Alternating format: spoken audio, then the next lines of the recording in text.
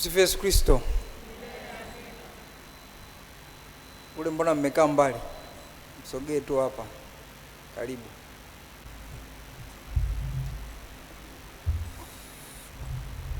Tuanze na wimbo wetu ule unaotuhusu. Unaujua? Sisi wana wa dunia tukumbuke maneno.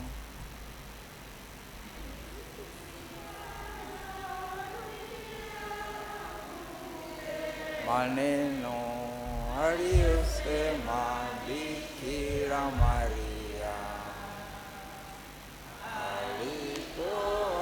alipowatokea watoto wa Fatima,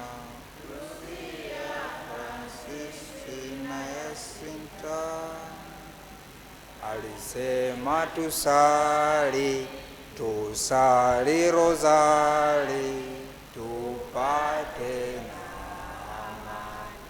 na tuwaombe wale wakosefu wasio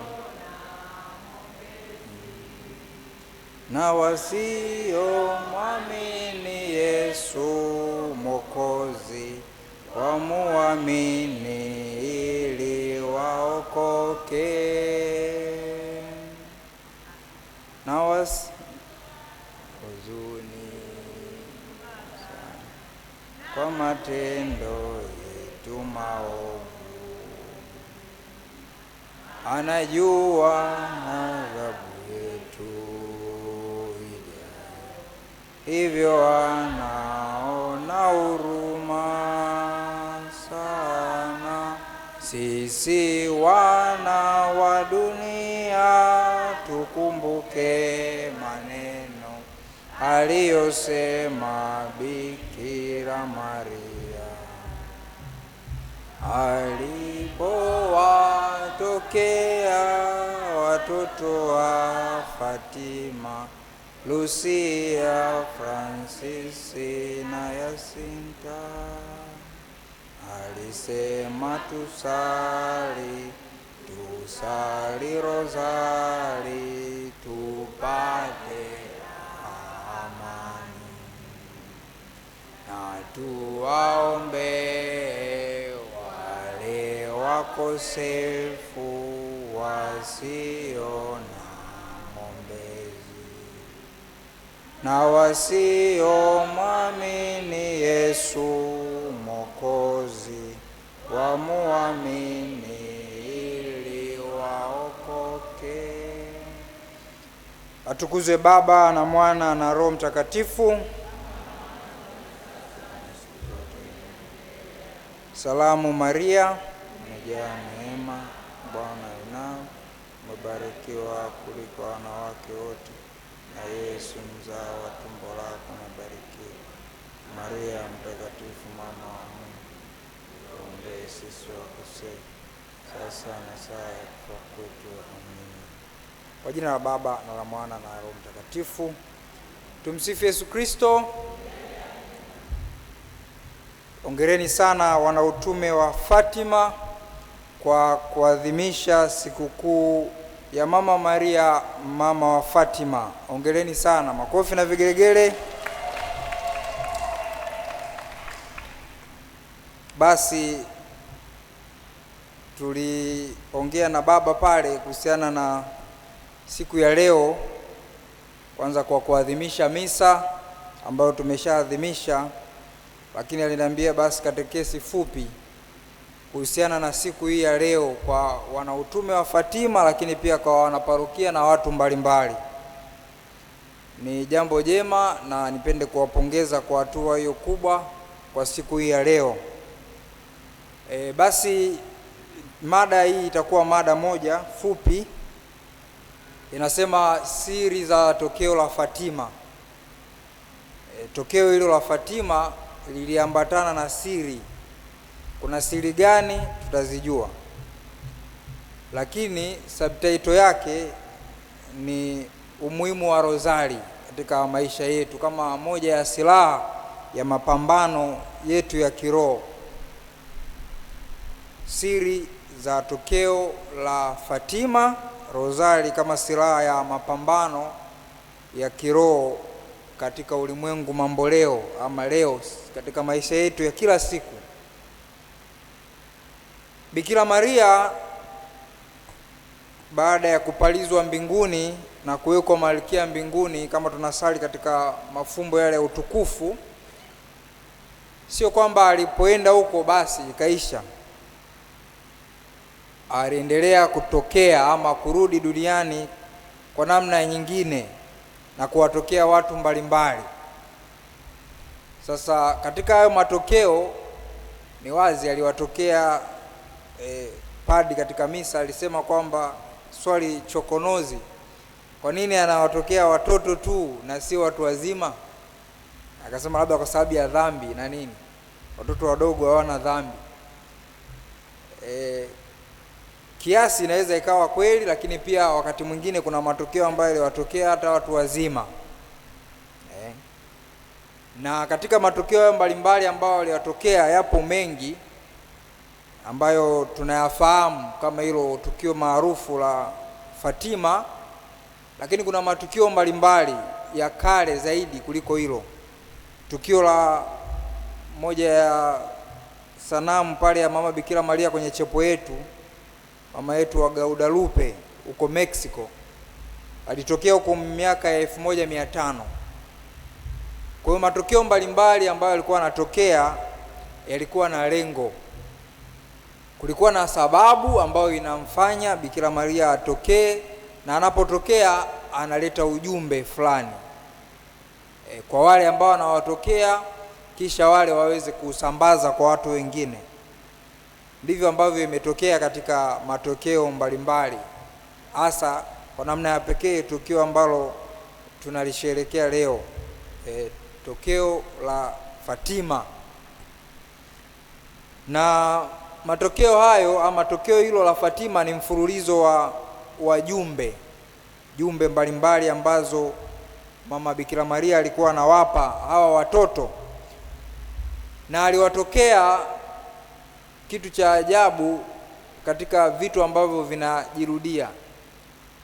Tarehe 13, tarehe ya 13 ya kila mwezi, kuanzia mwezi Mei mpaka Oktoba. Na aliwatokea mara 6, na kila alipowatokea basi alikuwa anajifunua kuzifunua hizo siri 3 kwa hao watoto. Ni watoto ambao walikuwa ni wa familia ya kawaida. Familia ya kawaida, walikuwa wanachunga kondoo katika maeneo fulani, katika eneo hilo linaitwa Cova da Iria, Ureno. Na hao watoto ni wakina nani? Tumeimba huo wimbo. Huo wimbo nadhani unatoa kama ufupisho wa hilo tukio zima. Aliwatokea akina nani? Lucia, Francisco na Jacinta. Lucia dos Santos, Francisco na Jacinta hao walikuwa ni mtu na dada yake, ambao mwaka 2017 Baba Mtakatifu Francisco hayati aliwatangaza kuwa watakatifu. Lucia yeye ndio alikaa kipindi kirefu. Hawa Francisco na Jacinta walifariki mwanzoni mwa maisha yao baada ya tokeo. Manake huyu Francisco alifariki 1919 na huyu Jacinta alifariki 1920. Lucia ndio alikuwa mjumbe wa kueneza hizo siri 3 na yale yote ambayo waliweza kuyaona, kuyashuhudia katika tokeo hilo. Aliweza kuwa mjumbe mpaka 2005 alipofariki. Na huyu Lucia tunaambiwa aliweza kufikia maisha ya utawa, manake alikuja kuwa mtawa. Na katika matokeo hayo hao watoto waliweza kumshuhudia kwa mara ya kwanza tarehe 13 Mei. Tarehe 13 Mei mwaka 1917. Pengine kwa nini alitokea 1917? Tunaambiwa katika masimulizi, jambo la kwanza lilikuwa ni vita kuu ya dunia ambayo ilianza mwaka 1914, vita kuu ya kwanza ya dunia. Basi watu wengi kulikuwa duniani hamna amani, machafuko, vita, watu wanakufa. Na hivyo tokeo hili lilikuwa mahususi kwa kipindi hicho, kwa sababu ujumbe mkubwa ni watu wasali, wamuongokee Mungu, watubu, na mwisho wa siku katika kusali rozari watajipatia amani. Amani itarejea duniani na hivyo vita vitakoma. Na kweli baada ya tokeo hilo 1917, 1918 vita vya dunia vya kwanza vikaisha. Lakini kama sehemu ya siri zile tatu ambazo walizitoa ni mwisho wa vita ya kwanza, lakini pia kutakuja vita nyingine. Vita nyingine itakuja watu wakiendelea kuishi maisha yasiyompendeza Mungu, wakiishi katika dhambi.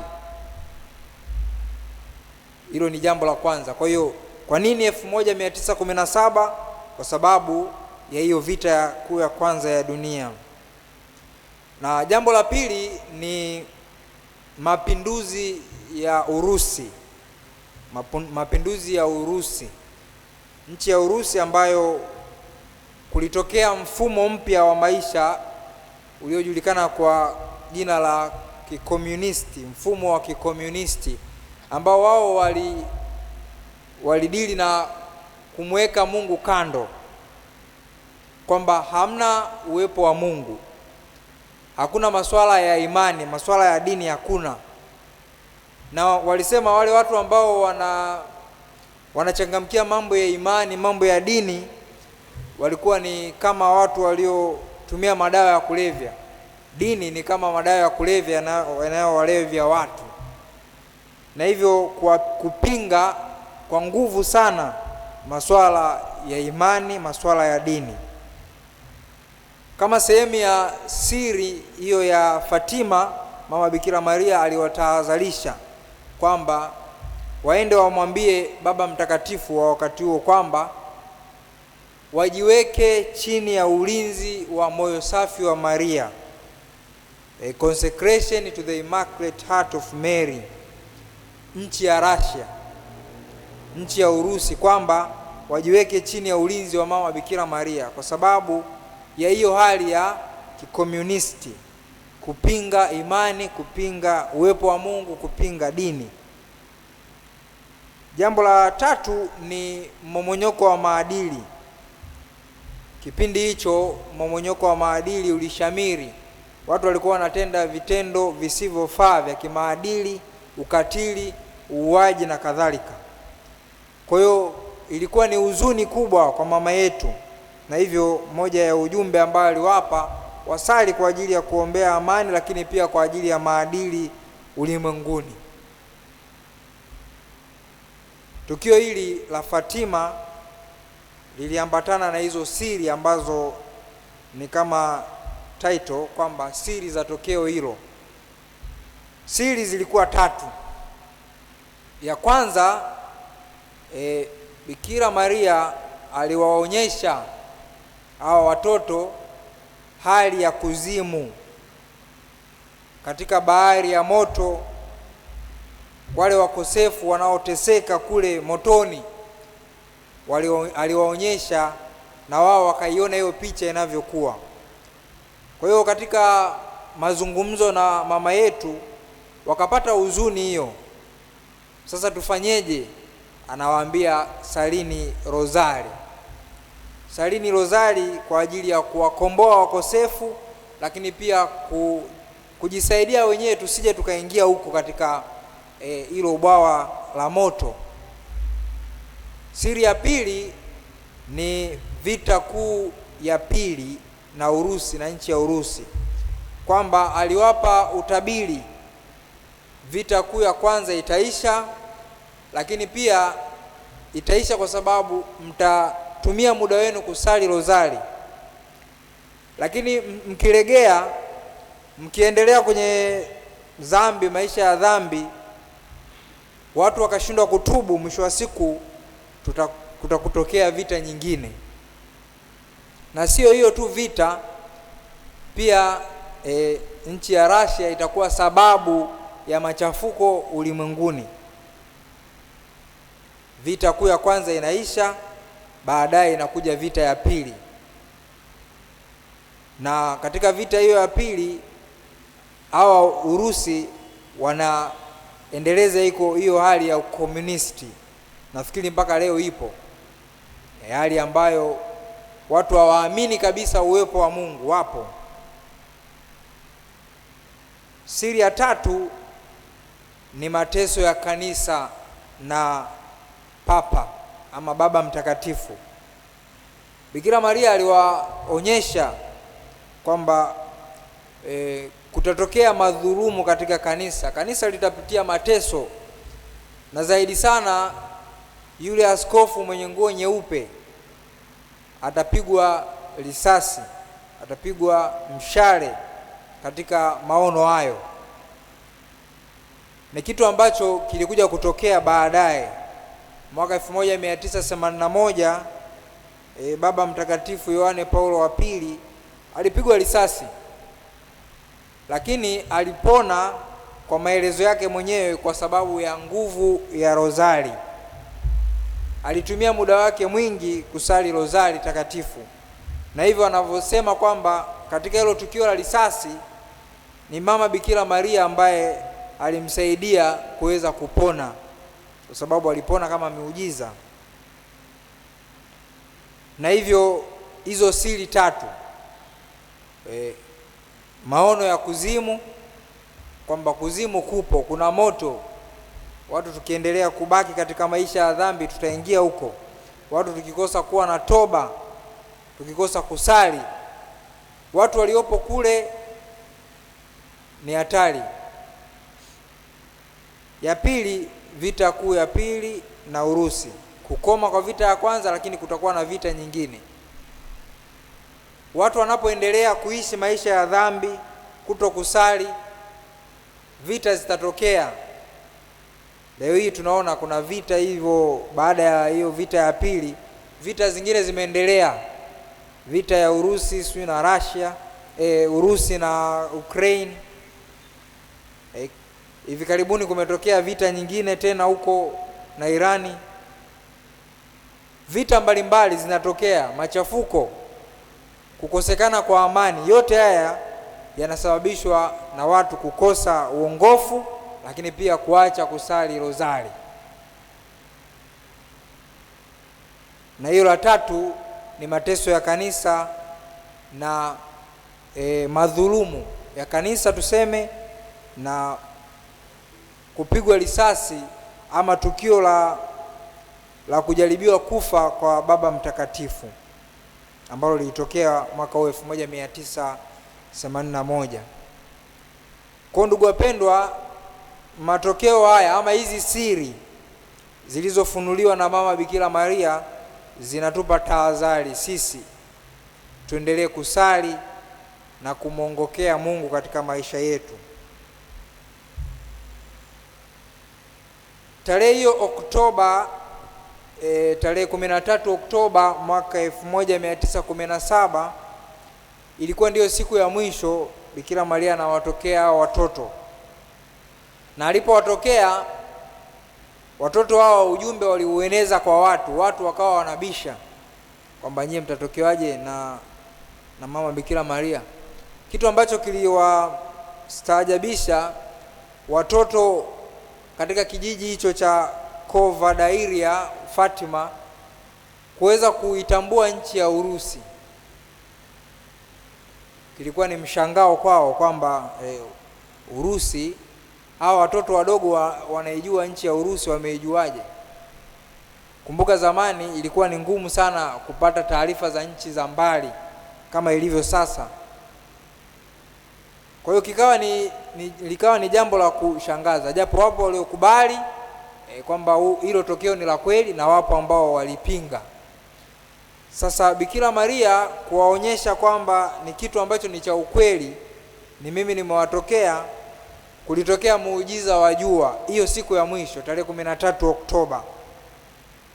Kwamba jua lilikuwa likicheza cheza. Tunaona jua limekaa hivi mpaka unaweza usihisi kama jua lipo, lakini ile jua likiwa linatingishika, kwa mujibu wa historia, jua lilikuwa likicheza, lakini pia likawa limeshuka karibu, joto likawa kali sana tofauti na kawaida. Na katika mazingira hayo kulikuwa na mvua, na hivyo kulikuwa na maji na nini, na watu walikuwa pia wameloana nguo zao. Kukatokea muujiza huo, jua likashuka na wakapata kukauka. Maeneo yale ambayo yalikuwa yameloana na maji yalikauka kimiujiza kwa mara moja tu. Tunazoea kwamba maji yanakauka mdogo mdogo, lakini hiyo siku yalikauka ghafla. Na hivyo watu mbalimbali walishuhudia, wapatao 70,000 walishuhudia na kuona kwamba kitu sio cha kawaida. Kilidumu kwa muda fulani, baadaye kikatoka. Lengo lilikuwa ni kuwapa ushuhuda huo kwamba Mama Bikira Maria amewatokea kweli watoto, na hivyo wasipuuze ujumbe ambao amewapa. Salini rozari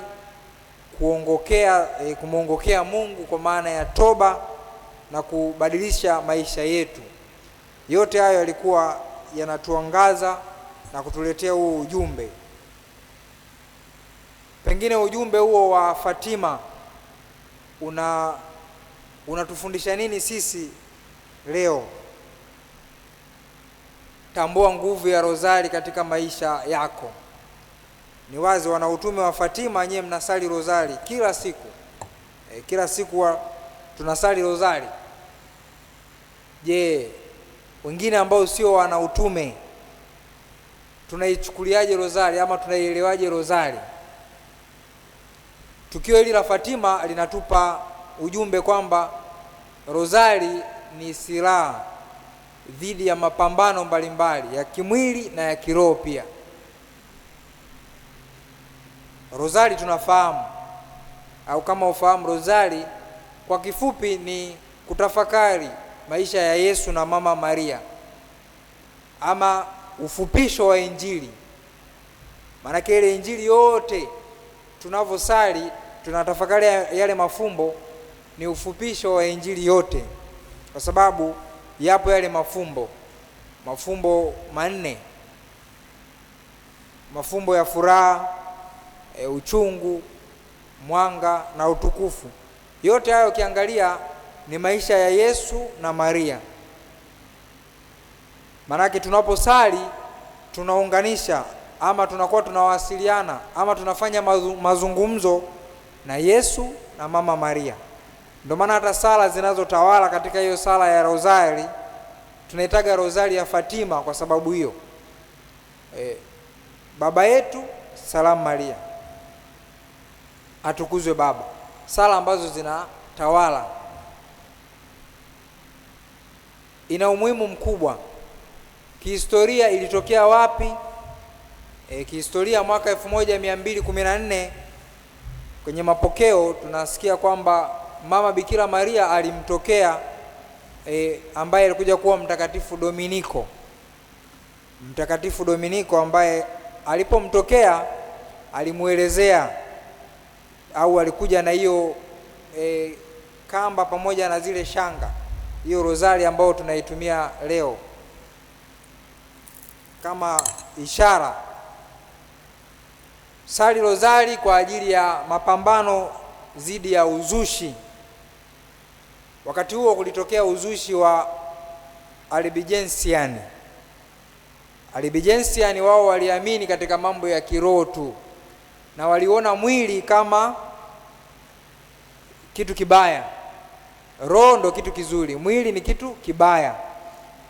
Na hivyo mambo yote, mambo ya ndoa, mambo ya kuzaa, yote yalikuwa ni mambo mabaya, na roho ni kitu kizuri ambacho kimefungwa katika mwili. Sasa wao sijui walitokea wapi, kama wanapinga masuala ya uzazi na nini. Kwa hiyo ilikuwa ni uzushi ambao unaeneza, na ulikuwa na kitu kibaya ambacho walikuwa wanakataa ni ubinadamu wa Kristo, kwamba Yesu hakuwa na mwili, Yesu alikuwa ni Mungu. Walipinga. Tunatambua kwamba kuna fundisho la kanisa kwamba Yesu Kristo, nafsi ya pili ya Utatu Mtakatifu, ni muunganiko wa asili mbili, asili ya kibinadamu na asili ya kimungu, zote katika ukamilifu wake. Ndio maana katika kanuni ile ya imani tunasema Mungu kweli na mtu kweli. Kwa hiyo alipinga. Kwa hiyo Mama Maria alipomtokea Dominiko akamwambia asali rozari kama silaha dhidi ya hayo mazulumu ama uzushi huo. Lakini kihistoria nyuma zaidi, wamonaki walikuwa wakisali Zaburi 150, na hivyo watu wengine ambao walikuwa hawajui kusoma, kwa sababu yale masifu ama zile zaburi zilikuwa zimeandikwa kwa Kilatini, wakawa wakisali Baba Yetu 150. Taratibu taratibu hiyo desturi iliendelea mpaka kuja kupata ile Salamu Maria, na hivyo wakawa wanasali Baba Yetu Salamu Maria 150. Anapomtokea Dominiko, Mama Bikira Maria anamuelezea kwamba silaha utakayotumia ni rozari dhidi ya wazushi hao Albigensian. Na hivyo ndio taratibu tamaduni hiyo inaendelea ya kusali rozari kama tulivyonayo leo. Haya mafumbo yalikuja taratibu. Rasmi mwaka 1569 chini ya Baba Mtakatifu Piusi wa tano ndio haya mafumbo yaliwekwa kama tunavyoyajua leo, haya mafumbo ya furaha, uchungu na utukufu. Lakini mwaka 2002 Baba Mtakatifu Yohane Paulo wa pili, ambaye ni mtakatifu sasa, aliweza kuyaongeza mafumbo ya mwanga katika rozari, na hivyo kukamilisha mafumbo manne. Rozari ina nguvu. Mtakatifu Dominiko, ambaye baadaye alianzisha shirika la Wadominikani, ambalo wao walikuwa wanamaanisha mbwa wa Bwana ambao wanabweka ama wanalinda imani dhidi ya mbwa mwitu ama shetani. Na hivyo hilo shirika la Wadominikani, Dominicanis, manake mbwa wa Bwana, lilipoanzishwa na Mtakatifu Dominiko, lengo lake kubwa ni kuhubiri Injili. Ndio maana wanaitwa wahubiri Injili, the order of preachers. Wao lengo lao kusimama kutetea mafundisho ya kanisa, lakini wakiwa na rozari kama moja ya silaha yao. Rozari ni silaha katika maisha yetu. Kuna mifano michache ambayo inaonyesha pengine umewahi kupata ulinzi ama muujiza fulani wa kusali rozari. Miujiza mbalimbali ambayo imetokea kihistoria. Kuna askofu mmoja ambaye anajulikana kwa jina la Oliver Doeme wa jimbo moja huko Nigeria. Mwaka 2014 katika kusali kwake alipata maono akiwa kanisani. Kipindi hicho Boko Haram wameshamili sana katika nchi ya Nigeria. Aliweza kusali, na katika kusali alipata maono kwamba ametokewa na Yesu mwenyewe akiwa ameshika upanga, akawa anamkabidhi ule upanga, na katika kushika ule upanga ghafla ukageuka kuwa rozari. Na Yesu alimwambia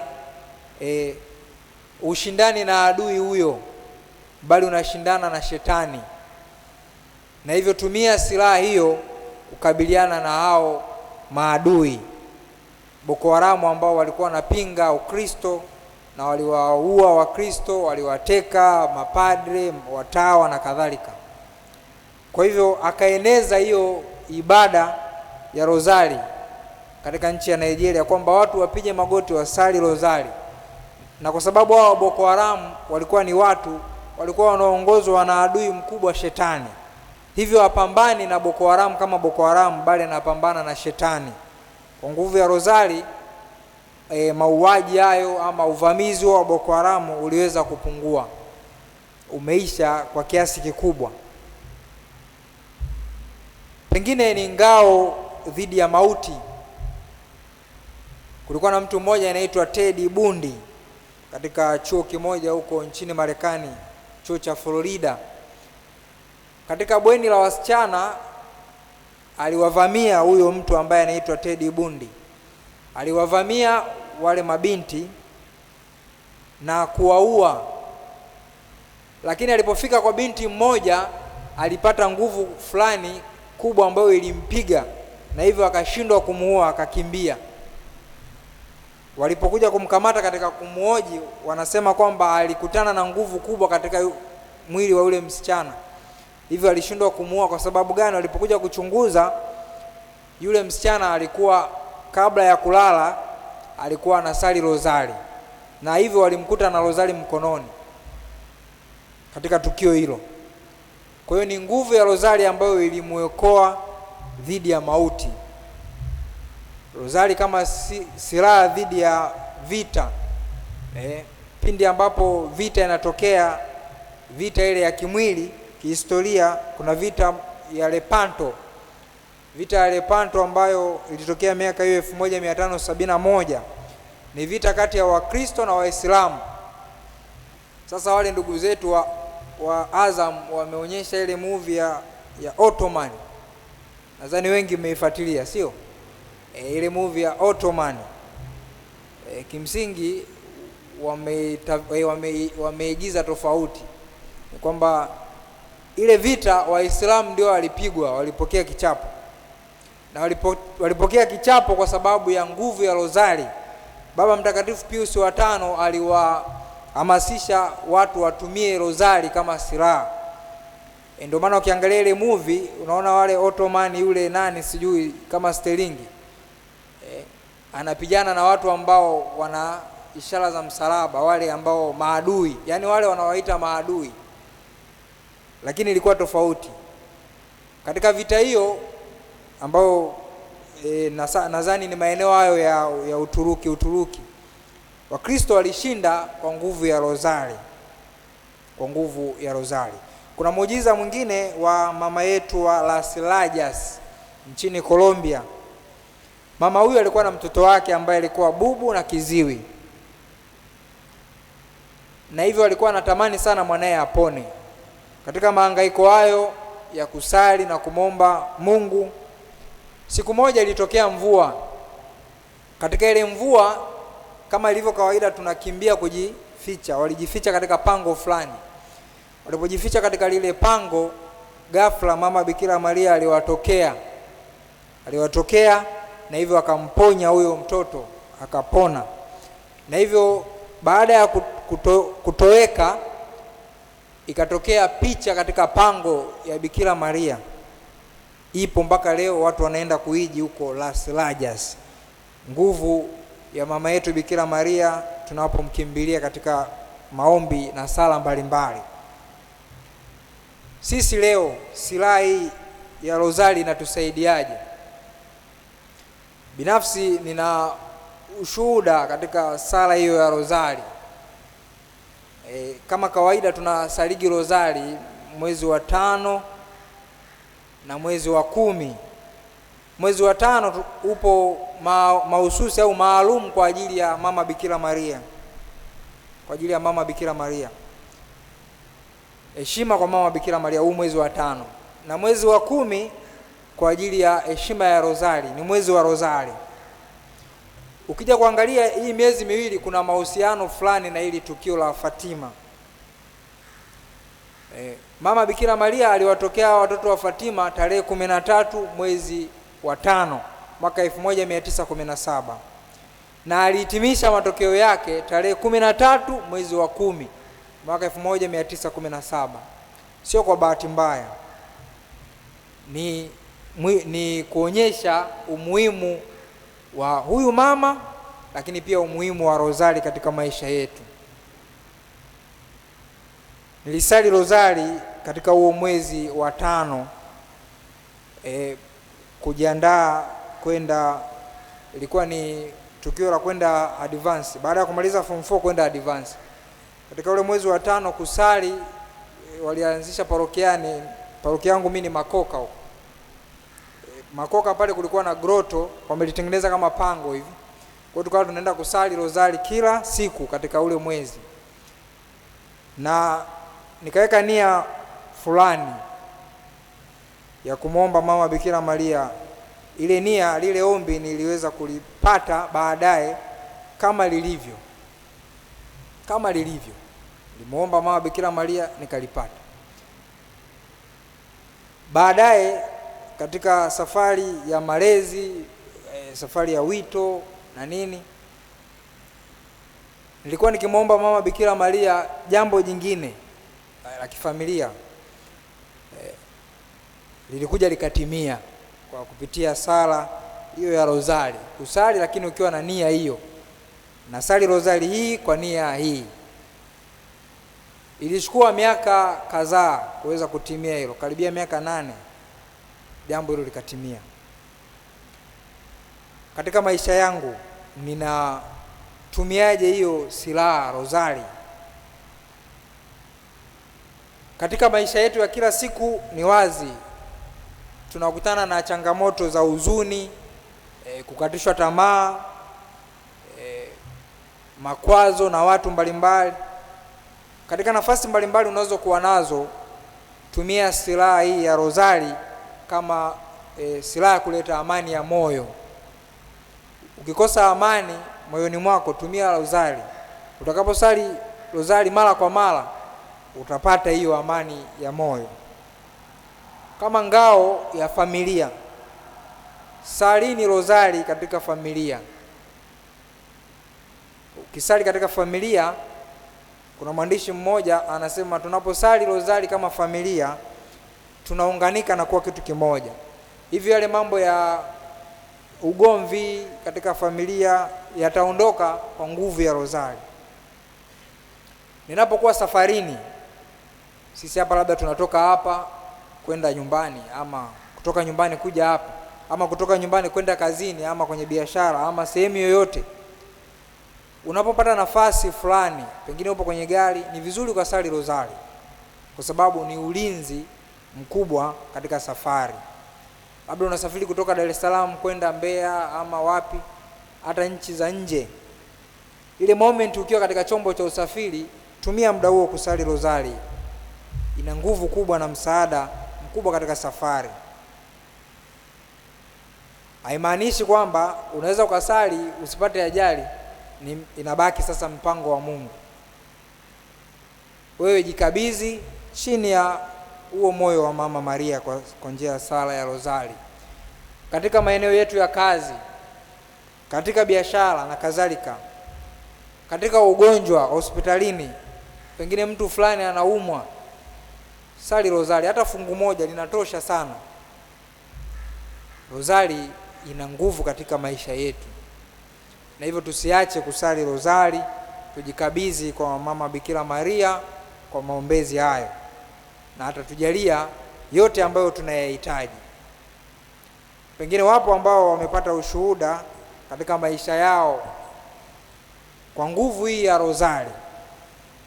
Labda ninyi wana utume wa Fatima, kuna mtu ana ushuhuda dhidi ya rozari, nguvu ya rozari katika maisha yake. Haya, aje atushirikishe.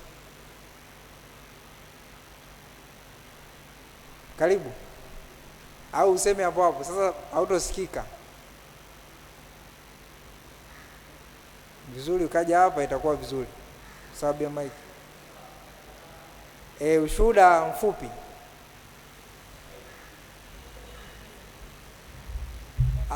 Ili wakusikie, njoo hapo, siogopi.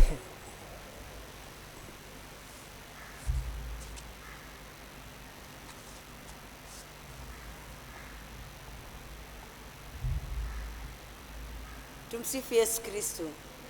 Mama Maria, mama wa wote. Mimi ushuhuda wa Mama Bikira Maria ninao mwingi sana, lakini niseme tu kwa ufupi kwamba Mama Bikira Maria kwa kweli ukimuomba anatenda mema mengi sana. Kwanza, amani kwenye moyo. Hata kama una shida za namna gani, amani inakuwa rohoni mwako, inajaa. Yaani hata mtu akikuangalia atajua huyu mtu, yaani sijui ana raha gani. Kumbe raha yangu mimi iko kwa Mama Bikira Maria. Lakini mara nyingi unakuta mtu ana huzuni sana, ukimwambia sali rozari anaona kama ni masiara, lakini sio masiara jamani. Tusali rozari. Rozari inakupa amani hata kama una dhiki ya namna gani. Hata kama una shida ya namna gani. Ukisali rozari, amani ya rohoni. Na lingine ni kuombea watu. Kuna watu wengine wanakushuhudia, bwana mimi uliniambia ni sali Salamu Maria ngapi zile? Naona nilifanikiwa. Yaani unatoa ushuhuda. Unamwambia hata mtu, unamwambia bwana wewe sali rozari, utakuja kuniambia. Na kweli ushuhuda wa mtu anakuambia, bwana nimesha sali rozari zile uliniambia Salamu Maria zile 3. Nikisali nikiwa na shida nafanikiwa, au napona, nikisikia kichwa kinauma kinapona. Kwa hiyo hivi ni vitu ambavyo tunavizarau, lakini mimi hilo vitu ndio kinga yangu mimi. Tumsifu Yesu Kristo. Mengine zaidi tutaongea tukitoka nje. Amani ya moyo na majibu yale ama maombi yetu ambayo tunamuombea mtu ama sisi tunaweza kuyapata. Mwingine karibu.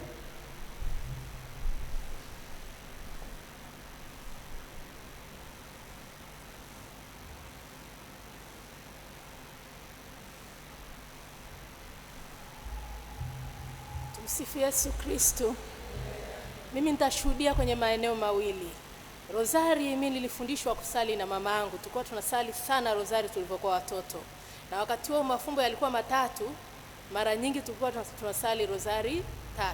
Tunamaliza rozari 3. Sasa nilipokuwa sekondari, tulipokuwa shuleni usiku tukilala, kulikuwa na nguvu fulani ilikuwa inaingia kwenye mabweni. Sasa iliyokuwa inawafika walikuwa wanasema anaonekana kama kivuli fulani hivi cha mtu kinakukamata, kinakukaba. Alafu baada ya muda kinakuachia. Sasa tulikuwa tunaona unapiga kelele sana huyo aliyekamatwa. Na mmoja tulimuona alijipiga kwenye vitanda vya chuma hivi, dabodeka. Aliumia miguu na alilala karibu mwezi hawezi kwenda hata darasani. Sisi tulikuwa, mimi na rafiki yangu, tena alikuwa ni Mlutheri, tulikuwa tunavaa rozari na kusali rozari kila siku. Sijawahi hata kujua hilo lijamaa likoje. Lakini waliokuwa kwenye lile bweni karibu wote walikamatwa na waliteswa na hiyo nguvu iliyokuwa inaingia ndani ya hiyo. Tumsifu Yesu Kristo.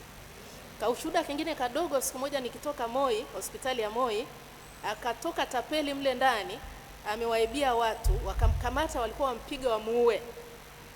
Sasa mimi nilipomuona nikasema nitafanya nini? Ghafla nikajisikia nisali, nimuombe mama Bikira Maria amkinge. Kwa hiyo niliposali tu Bikira Maria nikasali Salamu Maria 3. Alitoka mkuu wa hospitali, akaja akamzingira yule mtu. Akawaambia nipigeni mimi sasa, niueni. Kwa hiyo hawakumpiga yule mtu, akapona. Mimi naamini kabisa ile sala ndio ilimokoa. Tumsifu Yesu Kristo.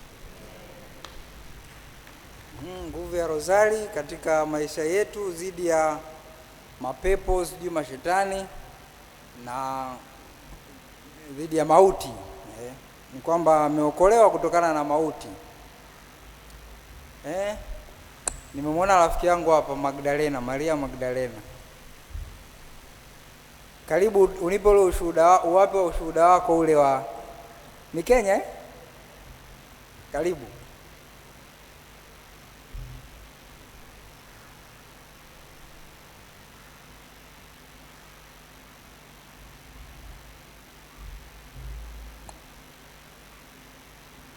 Tumsifu Yesu Kristo. Najaribu kutumia hizo dakika 2-3 tulizopewa kuelezea ushuhuda huu, lakini mwaka 2022 tuliendaga hija ya Subukia kule Kenya.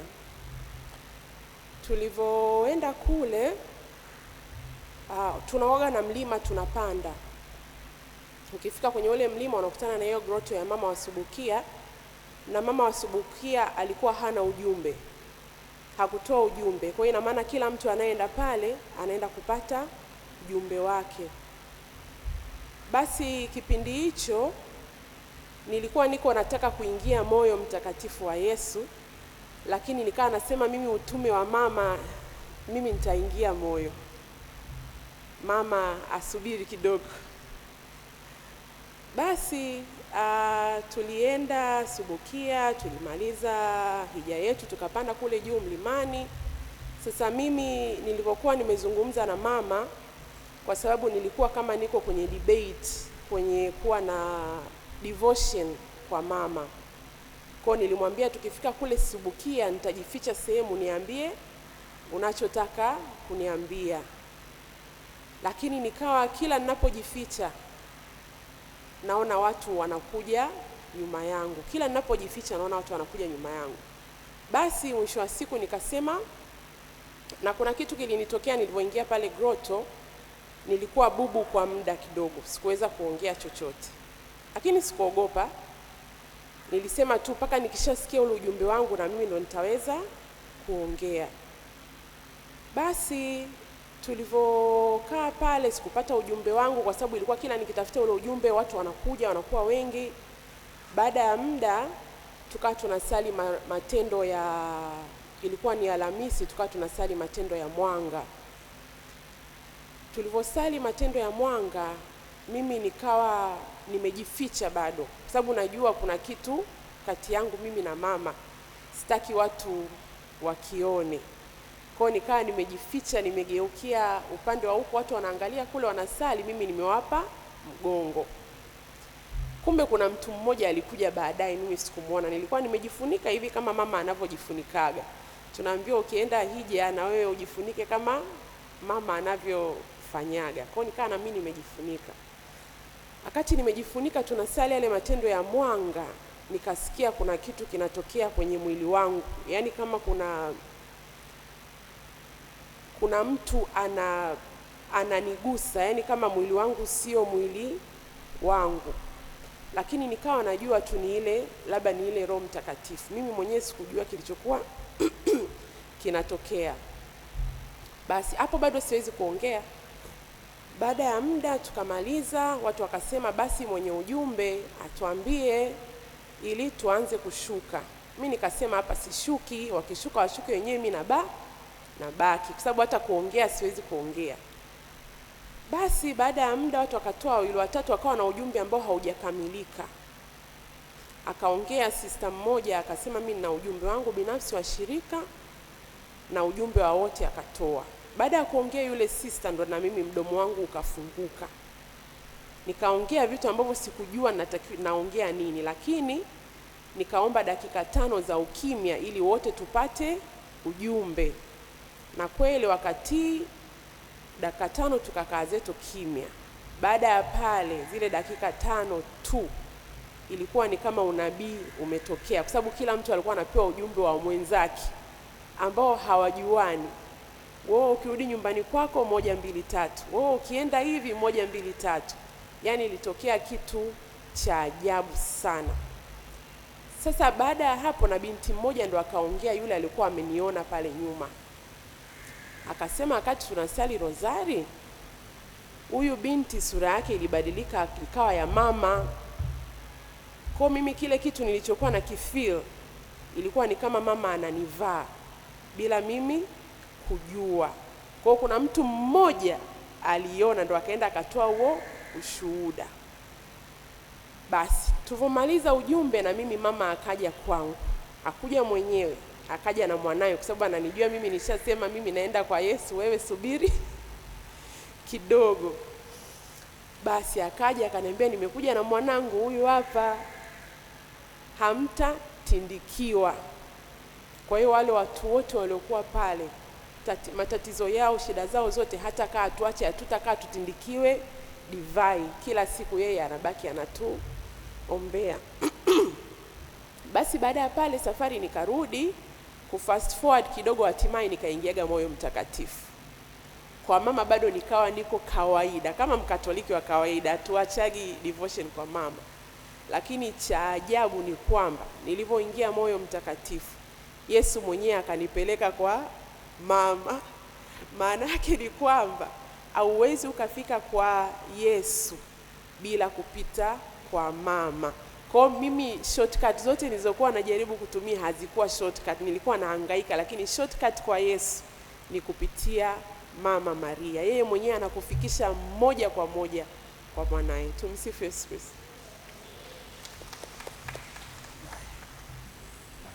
Huwezi ukaenda kwa Yesu, lazima upitie kwa mama. Hata sisi tulivyokuwa watoto, ukitaka kwenda huwezi kwenda kwa baba moja kwa moja, unapitia kwa mama. Tumsifu Yesu Kristo. Muda wetu umeisha. Kuna mtu ana ushuhuda? Karibu.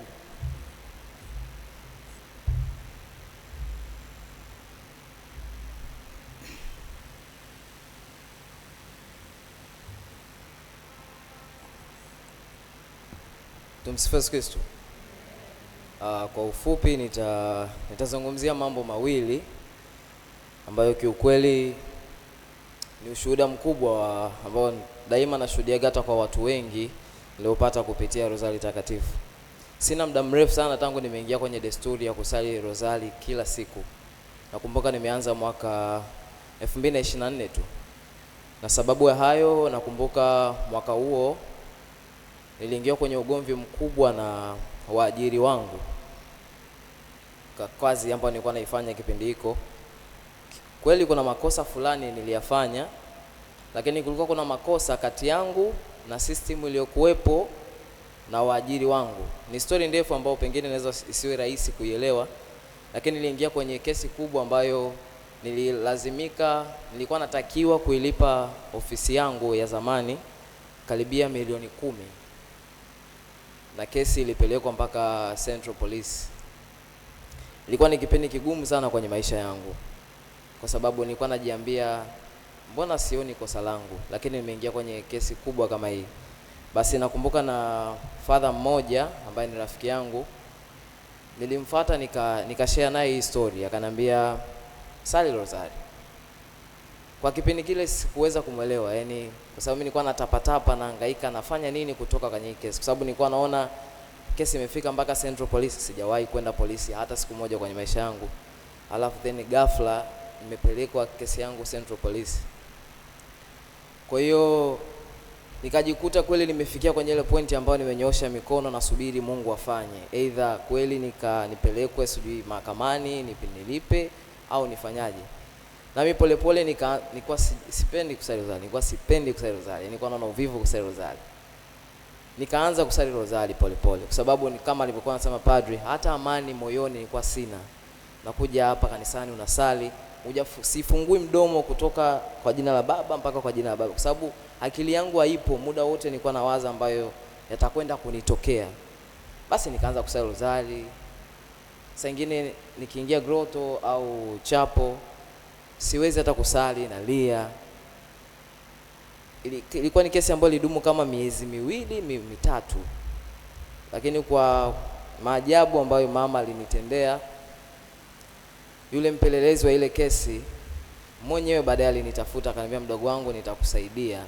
Mabosi waajiri wako ndio wenye matatizo.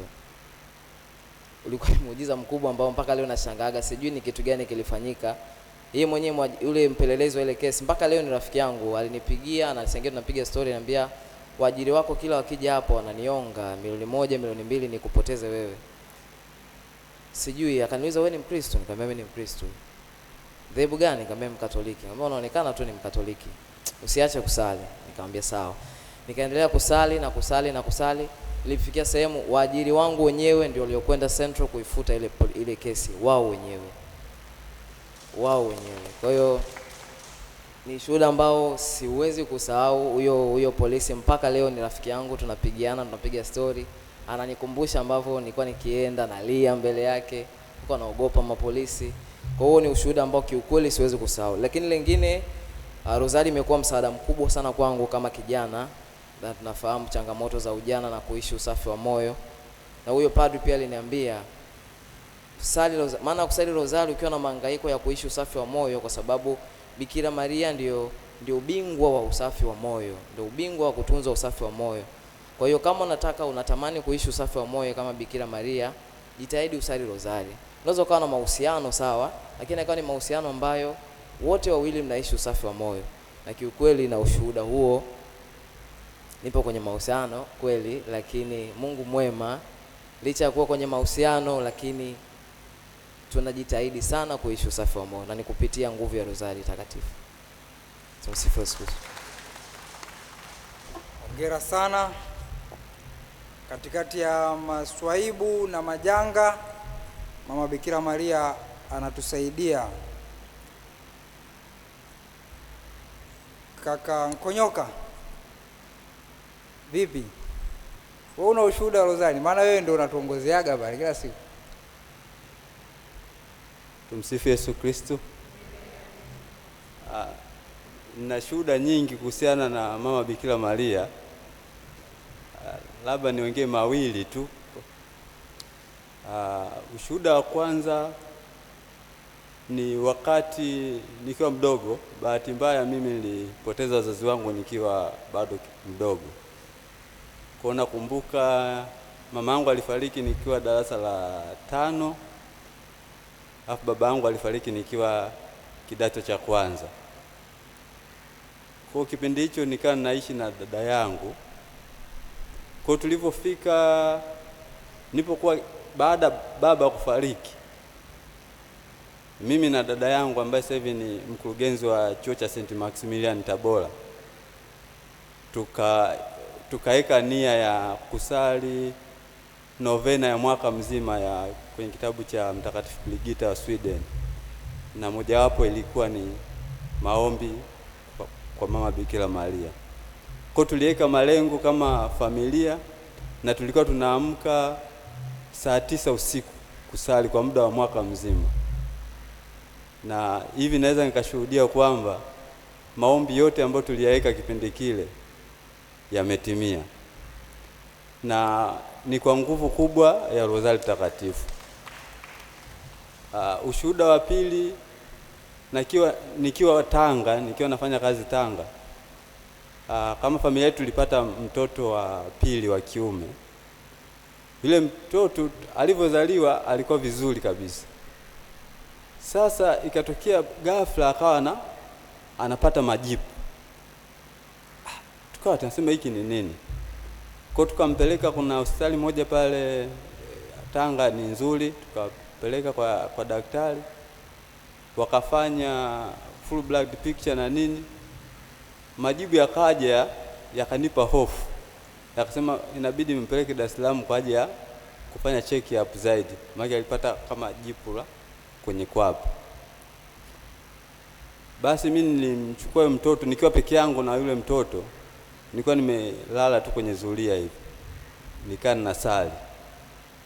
Hapo tulikuwa tunajiandaa kwa ajili ya kumleta mtoto Dar es Salaam. Tukasali. Baadaye mke wangu akawa anakuja na mtoto Dar es Salaam kwa ajili ya hiyo check up.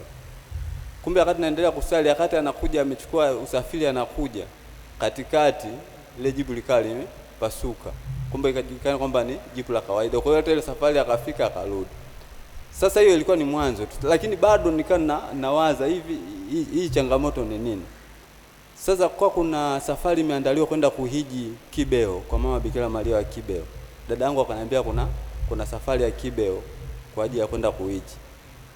Kwa tukajiorganize tukaenda, mimi, mke wangu pamoja na mtoto. Ile tumetoka tumake ilikuwa kuna group tunatokea Dar es Salaam, kuna group tunapitia Morogoro, kwa na magrupu mengine tunayapitia mpaka tumake tulienda kwa njia ya basi. Dada yangu alipomshika tu yule mtoto, wakati tunaenda, ndo mara ya kwanza ndo alikuwa amemuona mtoto. Akasema mtoto, akataja na condition fulani ya ngozi yake. Na bahati nzuri dada yangu ni mfamasia, akawa ametupa, akasema kuna dawa yake. Na kuanzia hapo mtoto wangu alipona. Kwa hiyo mimi naamini ni ile safari ya hija ya Kibeo. Kwa hiyo hata kabla sijafika Kibeo, tayari Mama Bikira Maria akawa amejibu. Tumsifu Yesu Kristo. Naona nguvu ya sala hiyo ya rozari. Sasa wewe kama unapata uvivu, shauri yako. Kuna mwingine? Karibu. Afuta malizia hapo. Ushakuja? Mama Maria, mama wa wote. Mimi na ushuhuda ni nyingi mno, nitashindwa kumaliza, lakini nasema 2 ambazo zilikuwa zimenisababisha mimi kumjua Mama Bikira Maria. Kwanza nilikuwa mlegio mara ya kwanza, Katika familia kila siku usiku saa 2 kabla watoto wajalala tunasali rozari. Tukio la mwisho ambalo lilinipata, ujauzito wa mwanangu wa mwisho, nimefanyiwa operation ya Aga Khan. Bahati nzuri wakanifanyia, nikatoka nikarudi nyumbani. Lakini kurudi nyumbani ghafla nikaanza kuumwa, tumbo likawa linaniuma vibaya mno. Nikarudishwa hospitali. Basi tukaendelea na mume wangu na familia kusali. Nilipofika hospitali ya Aga Khan, daktari yule kumbe alikuwa na yeye ni mwana rozari.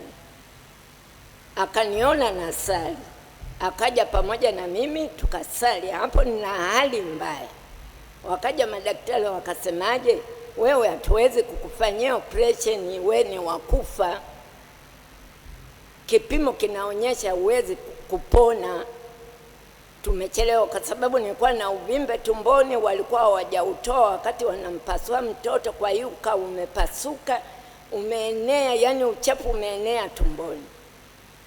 Basi baadaye nikasema, daktari, naomba kabla hamjafanya, nikawa nasali rozari. Sasa wameniweka chumba cha peke yangu, nasali rozari ya uchungu, mwanga, furaha, namaliza mafungu yote.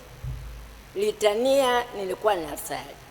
Kesho yake akaja Father Muba marehemu kunipaka mafuta. Alipofanya huduma zile akamaliza. Kesho yake wakasema tunakupeleka operation saa 10. Walifanya operation masaa 4. Saa kuanzia mchana mpaka usiku. Wananipeleka wodini saa 2 usiku. Ile wodini mimi nimefika, nilimtambua mtoto na mume wangu amesimama na sali, akanivisha saplali.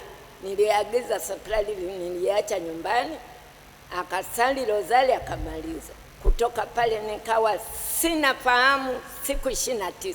Simjui mtu ambaye anaingia wala anatoka.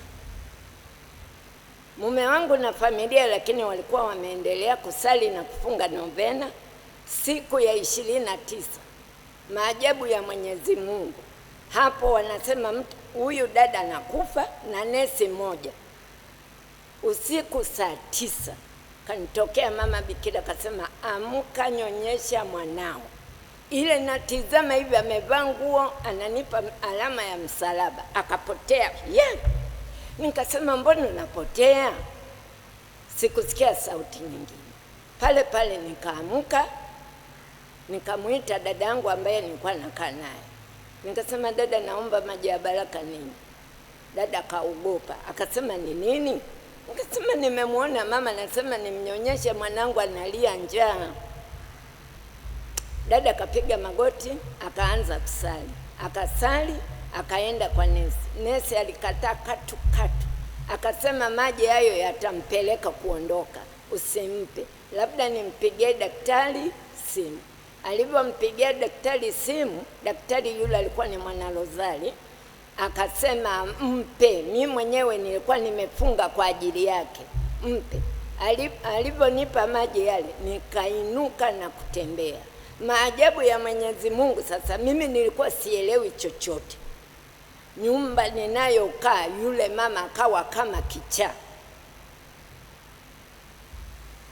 Akaja, mimi ndio niliyokuwa nafanya mambo haya, naomba nisamee sana, ulienda niombe na mimi nipone. Nikasema mimi nimekusamea na Mungu atakubariki. Tukazidi niliposema hivyo tu, kweli akatulia, akawa akimbie afanye nini. Kuanzia siku hiyo, yani nikajua mama sitamwacha. Tukio la pili, naenda Mbeya. Sasa mwanangu alikuwa anaumwa sana, anakimbia kutoka hapa kanisani kwenye kwaya, akirudi nyumbani anakuwa kichaa kabisa, mapepo kabisa. Mimi sirudi, humu ndani kuna wadudu wananitaka kuniua. Basi siku hiyo tukawa tunasali na mume wangu, tunamvalisha saplali rozari, anatulia. Siku hiyo usiku, na kawaida mimi kuamka saa 8 usiku kila siku kusali. kuongea na Mungu. Nikasali rozari yangu, nikamaliza usiku, nikaanza namuuliza Mungu, kuna nini Mungu, mbona mwanangu anateseka sana? Nikasikia sauti, mwambie mbaya huyo asirudie kumtesa mtoto. Ni nani? Utamwona asubuhi. Kweli naamka asubuhi, namkuta yuko mlangoni anapiga hodi. Mimi nakuja kanisani kwenye misa. Nikamwambia kumbe ndio huyu. Nikasema, halo mwanangu, naondoka naenda Mbeya, nisikute wananipigia kwamba amekimbia nyumba yangu, ameondoka. Kwa heri, nimemaliza. Yaani kaenda kule, akasema hiki kitoto kidogo hiki, kumbe ni mchawi mkubwa. Mimi nilikuwa sielewi. Kitoto kidogo hiki kinanichezea mimi, kwa nini? Mwache na peperusha kwenye basi huko kwa nakokwenda. Mimi nikafunga safari, nikachukua maji yangu, rozari supply. Tunafika Kitonga, ile tunaanza Kitonga, naikuta, yani nilikuwa nasali rozari ya Mwanga. Nikakuta kama gari linafanya hivi, linayumba. Hapa kuna shida. Nikasali ile rozari, nikamaliza. Nikaanza kusema, jamani abiria, naomba mtulie hivyo hivyo. Tunapoenda hivi, hii gari inayumba, naona dereva namshinda. Nikachukua chupa ya baraka, nikaenda kwa dereva, nikasali Baba Yetu mara 3, Salamu Maria mara 3, nikanyunyizia kwa abiria wote. Linayumba kabisa hivi, linaenda napanda Kitonga kwa shida. Sijui tumefika katikati ya mlima, ndio ikatulia ile gari. Tunafika mwisho wa mlima, dereva lisimama, akasema, mama, nakushukuru leo, ningeua watu wote hao mpaka kule chini. Nakushukuru sana, tuombe tufika salama. Tulipofika salama, narudi nakuta nyumba yake imeungua. Ndio maajabu ya Mama Bikira Maria. Ndio nikasema mimi sitamwacha mama, kwa sababu ananitendea mengi kupita kiasi. Tumsifu Yesu Kristo. Tumsifu Yesu Kristo. Mambo mazuri Mama Maria, mama wa wote. Muda au shuhuda wawili wa mwisho, yule kule na hapa, maliza kwa ufupi tu. Yesu Kristo. Mimi nilikuwa nikaa nasema, wakati wanaanza kutoa shuhuda, nikaa nawaza, nikasema mbona shuhuda zangu naona kama ni nyingi, lakini nikaa nasukumwa kuna kitu nikiseme. Kwenye Biblia kuna neno huwa linasema watu wangu wanapotea kwa kukosa maarifa. Nadhani mimi ndo nilikuwa katika mmoja wao. Mimi ni Mkatoliki, nimezaliwa katika Ukatoliki, na familia yangu na baba yetu na mama wametulea katika mazingira ya Ukatoliki. Lakini mimi mwenyewe katika kukua kwangu nilikuwa Mkristo tu mzuri. Tena wakati niko mdogo nilikuwa napenda sana kwenda kanisani, kwenda kucheza hata maeneo ya masista na kupita kwenye magroto. Naenda pale, naomba Mama Bikira Maria, nacho kiomba sijui, lakini tunapita tu, tunaenda tunasali basi. Lakini nilipokuwa mkubwa, nilipokuwa nazidi kukua, nikawa sasa mimi ndo bingwa kwenda kwenye makanisa. Yaani hakuna, yaani tuseme kama makanisa nilikuwa naweza nikatoka hapa hata ninaenda Gongo la Mboto. Lakini nikifika kule naanza kusali, naanza kumuita Mama Maria. Wakianza tu kusali, mimi siwezi kusali. Yaani nitaomba, lakini nikifika tu sehemu nitaanza kusali sala za mama. Sasa ikanichukua muda mrefu, nilikuwa kwa designer, lakini nafanya hizo sala, lakini bado naenda Katoliki kusali. Baadaye kabisa nikaacha, nikawa siendi. Sasa nikaja nikapata changamoto mimi mwenyewe nilipokuwa mjamzito. Sasa wakati niko mjamzito, kuna rafiki yangu akaniambia, muombe mama atakusaidia. Na mimi kiukweli huwa sipendi kusali rozari ya Mama Bikira Maria. Nilikuwa napenda kusali rozari ya huruma ya Mungu, kwa sababu nilikuwa naona ni ya muda mrefu. Sasa nikawa naenda taratibu na sali, nikawa natumia mawaridi ya sala.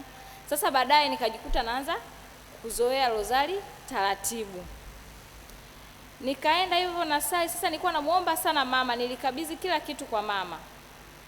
Kiukweli naweza nikasema tu kwa ufupi, nilipata changamoto kubwa sana mwanzo wa mwimba mpaka mwisho, lakini mama alinisaidia. Nilifika hatua mpaka daktari akasema sijui nitafanyaje, lakini njoo kesho tumtoe mtoto. Nikamwambia sawa. Nimefika, wananipima damu yangu ni 8, lakini akasema utajifungua kawaida. Sasa nikasema nitajifungua kawaida, mimi hapo si ndo mara yangu ya kwanza. Nikajua tu ni kitu cha rahisi tu, nafika naondoka. Sasa kufika nikaona siku nzima inaisha, lakini sasa tangu nimefika hata ile katika kulia kwangu na tapatapa nilikuwa namuita Mama Maria hivyo hivyo. Mpaka inafika muda nesi, ilibidi yule mkuu wa kitengo kabisa akaja akanishika, akawa anaomba. Na kuna mamangu mdogo alikuja akawa ananisaidia. Akasema mimi mbona sijawahi kumuuguza mtu akawa hivi kweli, nimekuja kumsubiria mtu ajifungue afu ananifia mikononi, naomba hii isije kanitokea. Sasa yule nesi ilifika muda alishika tumbo akawa alisali sana. Alafu baadaye mamangu mdogo, sasa hapo na mimi nilikuja kukumbuka baadaye nishamaliza kila kitu, alikuwa anaita naye Mama Bikira Maria, nilikuwa namuita. Akasema huyu mtoto tangu amekaa hapo anamuita Mama Bikira Maria, nadhani amesikia, naomba umsaidie. Kwa kweli nilikuwa natapika mwanzo mwisho, afu sina ninachokula. Yaani natapika kuanzia tangu nimeenda hospitali. Kwanza kifupi, mimba yote ilikuwa ni changamoto, nilikuwa siri. Nilikuwa ni kama ni yule unakunywa maji tu, yani maji yenyewe nikinywa natapika. Lakini hata chakula kilikuwa hakikai. Ila sasa sikondi wala sifanyaje, niko tu kawaida. Na ndio maana damu nisikuwa nayo. Lakini ile siku kiukweli mimi sijui, lakini sasa hiyo nilisimuliwa baada ya yote hayo, lakini sasa baadaye na mimi kumbukumbu zikarudi.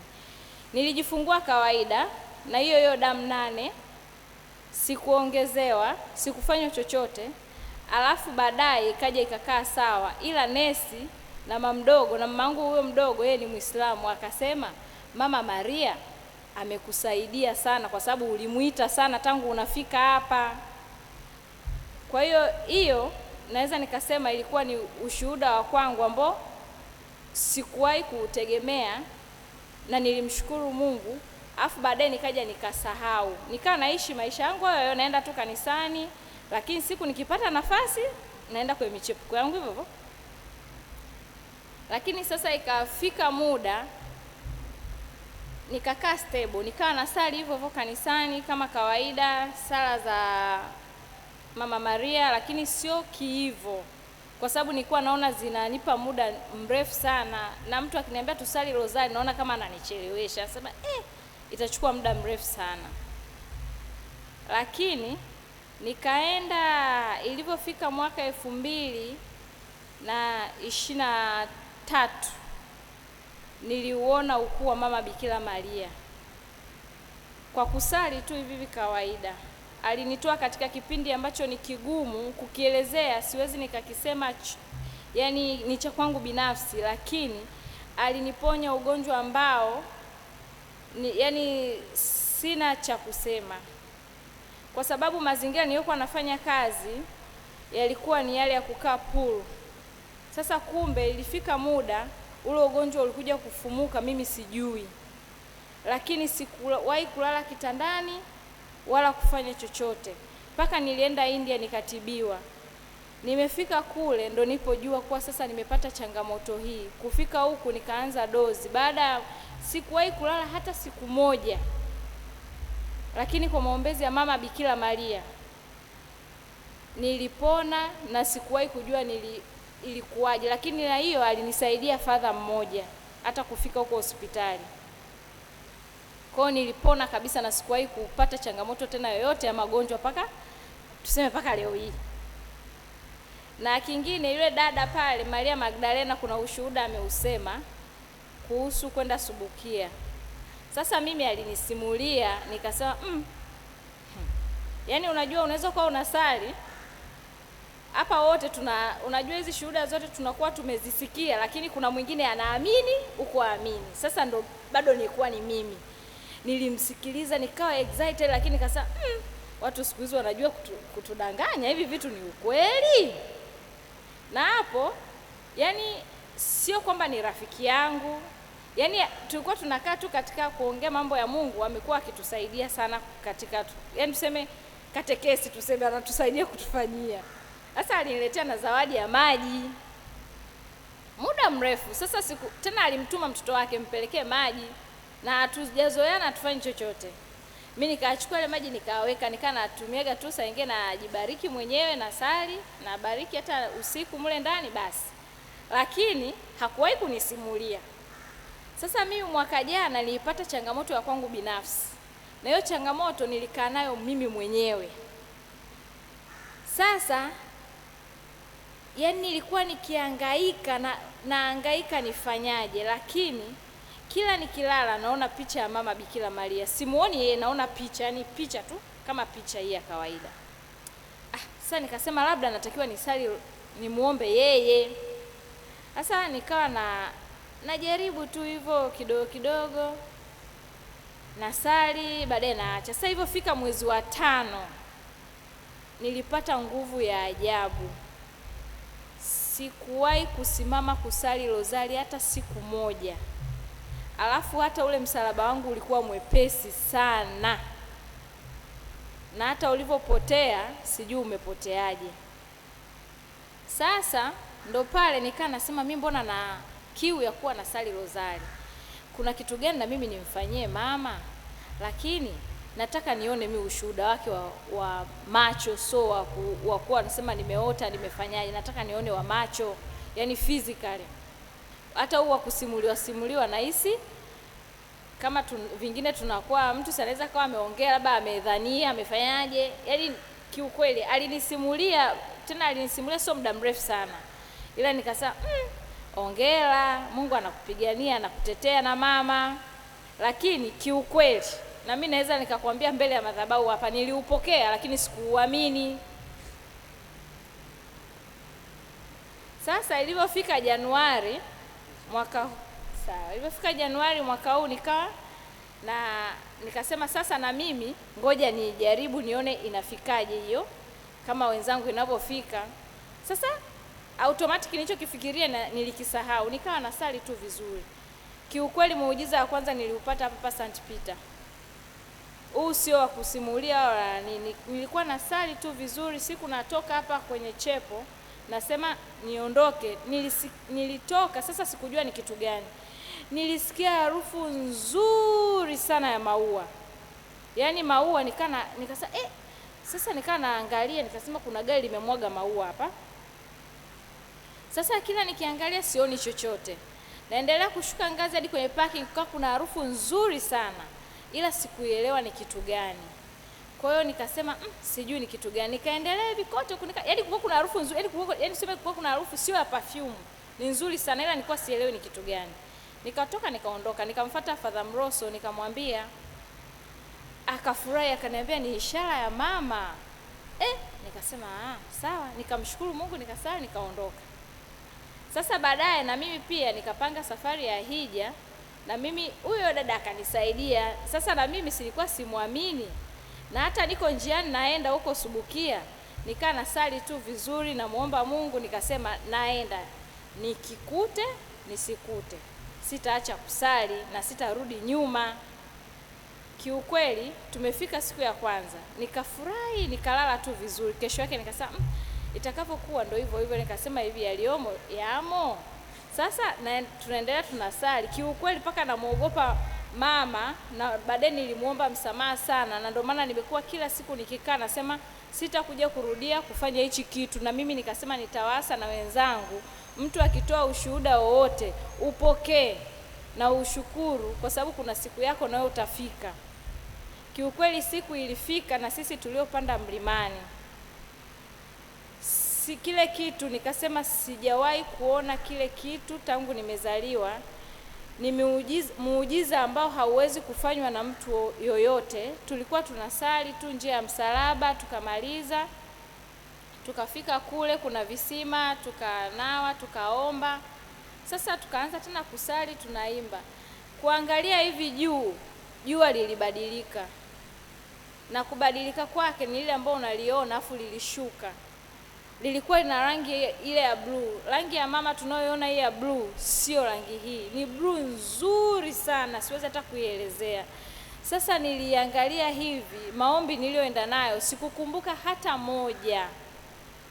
Nilijikuta namuita Yesu na kutumainia.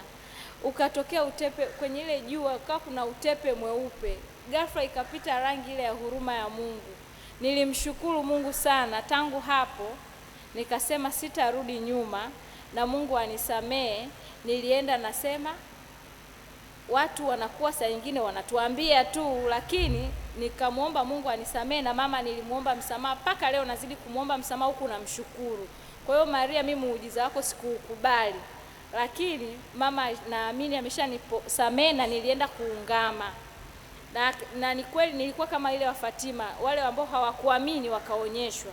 Kwa hiyo ndo nilikuwa mimi. Tangu hapo nikasema sitarudi nyuma. Kwa hiyo na mimi nikasema nitakuwa balozi wa wengine waendelee kusali rozari, mama yupo, kwa sababu hakuna shida ambayo kwangu mimi inakaa, hata ikiwepo inakuwa ni nyepesi. Tumsifu Yesu Kristo. Asante sana. Ametupa ushuhuda kama 4 hivi au 5. Sisi tunataka moja sababu ya muda na watu ni wengi. Tumalizie hapo mama.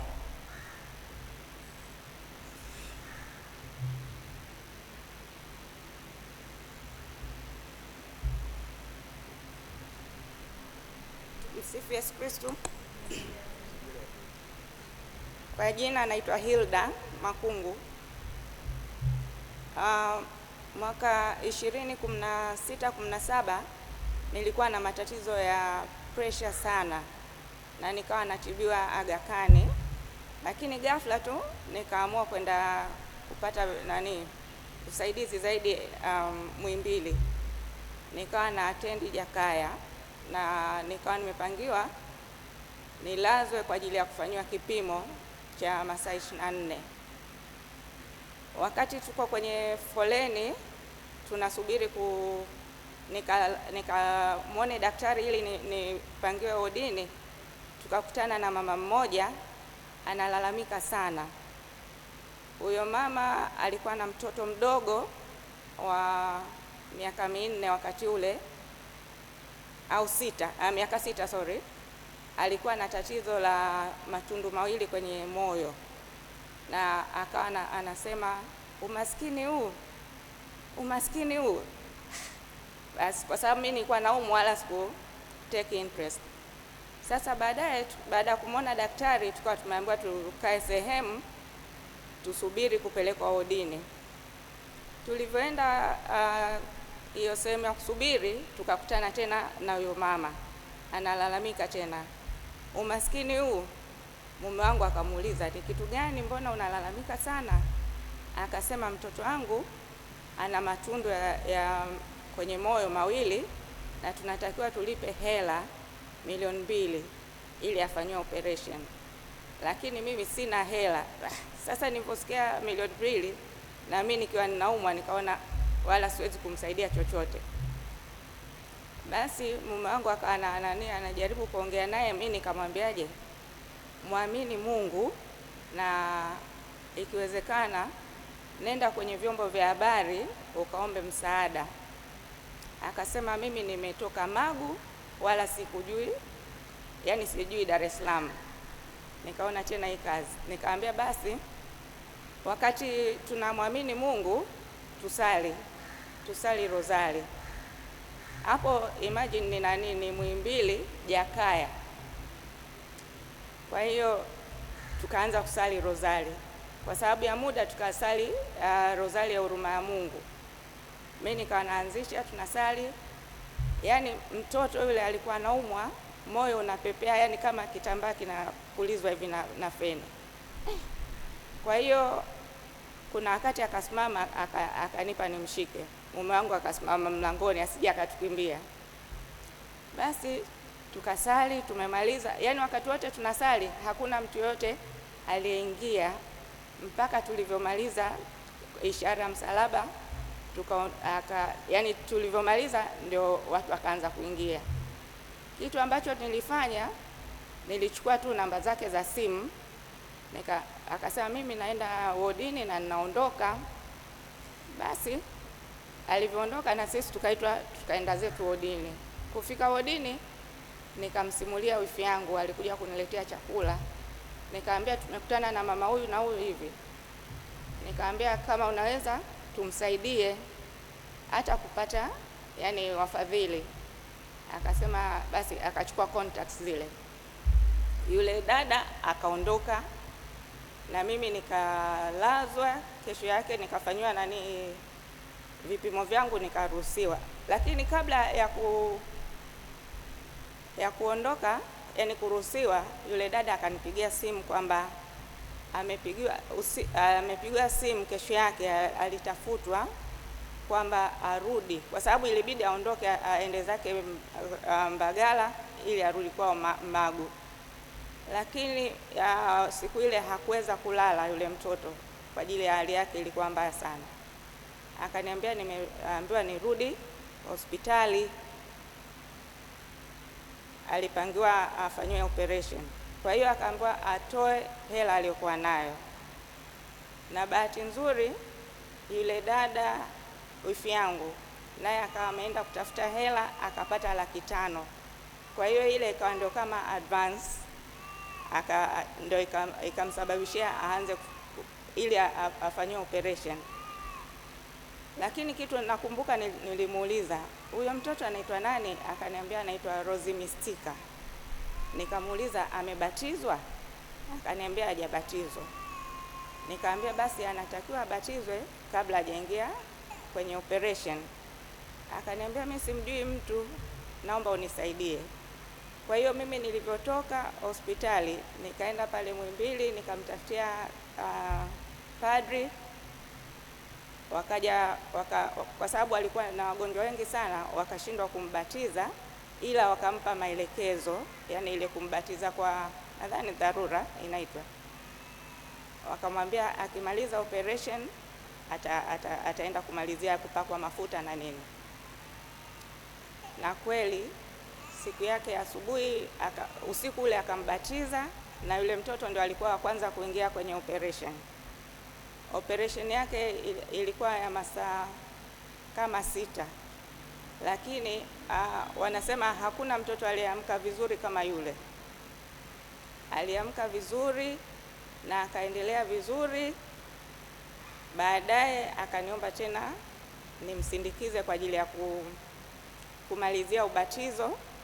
Kwa hiyo mimi nikawa ni mama yake wa ubatizo yule mtoto, nikapata zawadi ya mtoto anaitwa Rosie Mistika. Lakini yote hiyo ni kwa sababu ya nguvu ya sala, na unaposali Mungu walitengana, hakukuwa na interaction. Kwa hiyo tuendelee kuwasaidia watu. Tumsifu Yesu Kristo.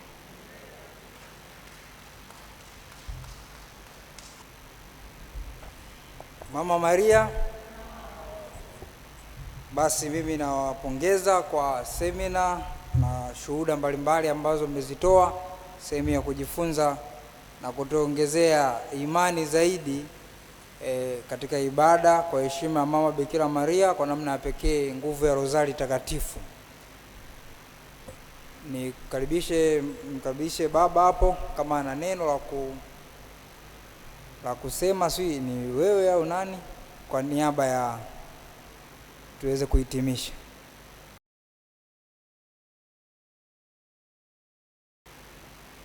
Mama Maria, mama wa wote. Basi baba Padri Benjamin na Padri Daniel, tunawashukuru sana kwa niaba ya wanafatima na wote ambao leo wamepata fursa hii ya kuhudhuria hapa. Tunawashukuru sana. Tunamshukuru baba Daniel kwamba umekuwa nasi, pamoja na kwamba inawezekana ungekuwa na shughuli nyingine, lakini ungeona na wewe ujumuike nasi. Baba, tunakushukuru sana. Nilikupa taarifa hii na ombi hili kwa muda mfupi, lakini ukalikubali kwa dhati kabisa, na leo umekuwa nasi. Tunasema asante sana. Na wengine wote tunawashukuru kwa kuhudhuria nasi. Basi tunaomba wale ambao inawezekana walikuwa wanatafuta chama cha kitume cha kujiunga, karibuni sana mjiunge na utume wa Fatima. Tuendelee kusali rozari, tuendelee kumshukuru mama kwa mema mengi anayetujalia. Asanteni sana, na wana Fatima tutaendelea na shughuli zetu kama kawaida. Asanteni sana. Tumsifu Yesu Kristo. Basi kwa majina ni Padre Benjamin Maganga Bundala, na hudumu hapa St. Peters. Kwa wale ambao wameondoka, ndugu zetu, marafiki zetu, na pengine kama upo lakini unatarajia kusikiliza ama kufuatilia mafundisho na hizo shuhuda kwa muda wako mwingine, basi mtawafikishia, itapatikana kwenye channel yetu ya Lux Fidei Mwanga wa Imani. Kuna channel ya Lux Fidei Mwanga wa Imani, nadhani baba atawatumia linki, then mtafuatilia huko kwa mafundisho zaidi na ushuhuda na nini. Karibuni sana. Tusimame. Salamu Maria.